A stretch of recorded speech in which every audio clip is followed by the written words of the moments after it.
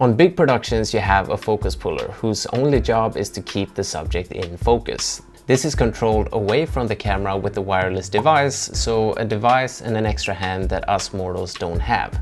Luckily, there are other ways to do it. So first of all, the reason to use manual focus is because autofocus can sometimes be unreliable and start shifting and changing during your shot, and that just looks bad. Using manual focus also allows foreground elements to be in the frame and things to pass the camera without distracting the autofocus. In other words, you have more control over your shot.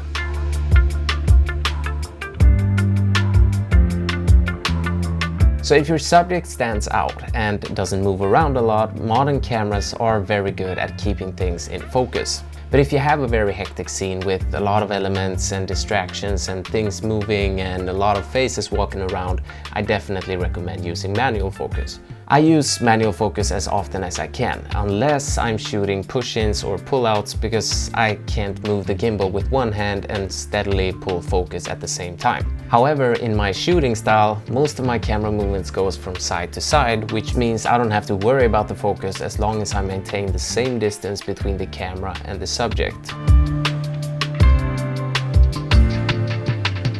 So one of my favorite techniques when I'm in a run and gun situation and I have to shift focus often is to actually use the autofocus to set focus and then switch back to manual to lock it in.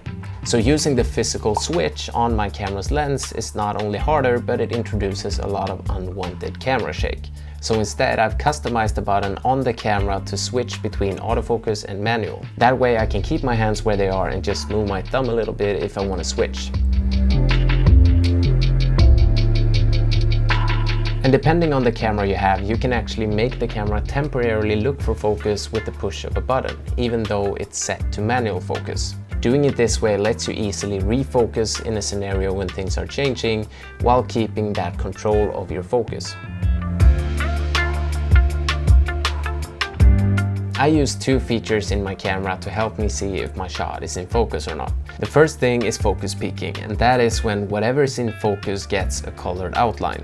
This is just so helpful when you're using manual focus, and I really suggest you use the red color because the white or the yellow might be a bit hard to see when shooting brighter subjects.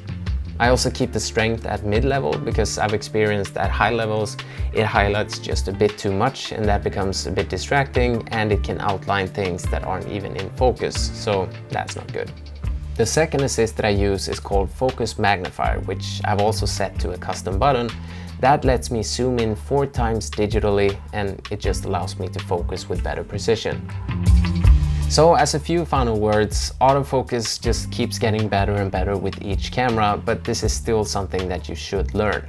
Practice how to quickly jump between autofocus and manual focus and how to make tiny adjustments with the ring on the lens.